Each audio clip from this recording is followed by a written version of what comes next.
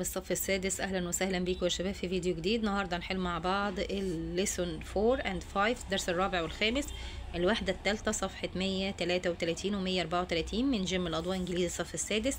متنساش يا حبايبي حطوا لنا لايك للفيديو واشتركوا في القناه عشان كل فيديوهاتنا توصلكم من حل التدريبات والواجبات. اول حاجه هنا هتقول له brilliant mind يعني عقل ذكي. رقم 2 هتقول له wasting food يعني اهدار الطعام. رقم 3 هتقول له chemistry يعني كيمياء. رقم 4 هتقول له left over يعني المتبقي، يبقى brilliant wasting chemistry وهتقول له left overs. هنا يا بطل في read and complete بيقول لك هنا garbage القمامة، عندك thirsty عطشان، wasting اهدار، left over الاكل المتروك. اول واحدة هنا هتقول له left over food الاكل المتروك. تاني واحدة هتقول له garbage اللي هي القمامة. رقم 3 هتقول له wasting food يعني اهدار الطعام. هنا في التشوز في القطعة دكتور مصطفى السيد always loved learning دايما بيحب التعلم.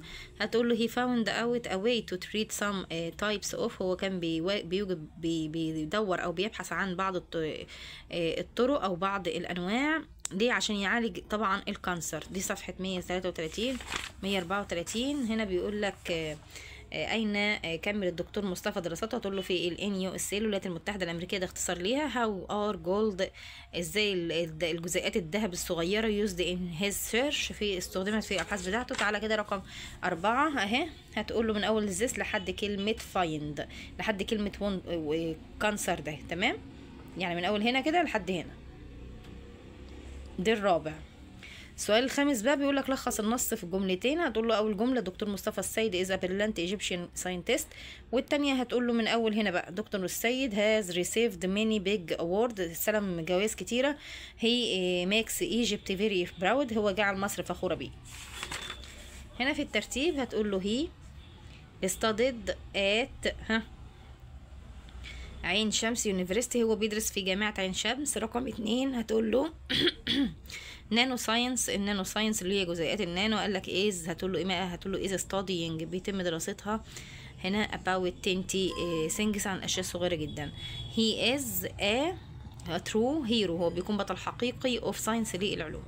رقم 4 wasting food اهدار الطعام. wasted بتهدر many food and water بتهدر الماء العديد من الماء والطعام.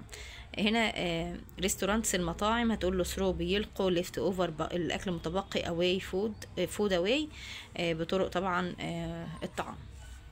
في البنك ديت هتحط الان كابيتال هتحط نقطه. نيجي بقى للباراجراف. الباراجراف هنا بيتكلم عن ماي فيفورت فيموس ايجيبشن بيرسون عن شخصك المصري المفضل. هتتكلم مثلا عن الدكتور مصطفى الدكتور احمد زويل. هتقول ماي فيفورت ايجيبشن بيرسون از دكتور احمد زويل. هي واز بورن ان ايجيبت هو اتولد في مصر. he studied science in Egypt هو بيدرس العلوم في مصر. he traveled to USA سافر للولايات المتحدة to complete his studies عشان يكمل دراساته. he invented هو اخترع فيمتو سكند. he won the Nobel Prize هو فاز بجائزة نوبل. وقف الفيديو نقل اجابتك كمل معايا حبايبي. وصلنا لنهاية الفيديو، ربنا ينجحكم جميعا بالتوفيق والنجاح، مع السلامة.